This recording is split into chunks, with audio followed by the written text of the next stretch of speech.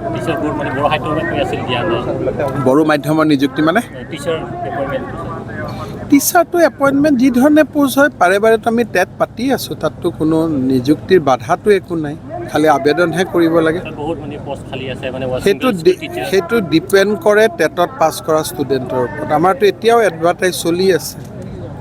খালি টেটত পাছ কৰা কিমান ষ্টুডেণ্ট আছে সেইটোৱে মেইন কথা কিন্তু কোনোতো বন্ধ নাই নিযুক্তিটো 10 মে'টো আমি নিযুক্তি দিম 10,000 শিক্ষক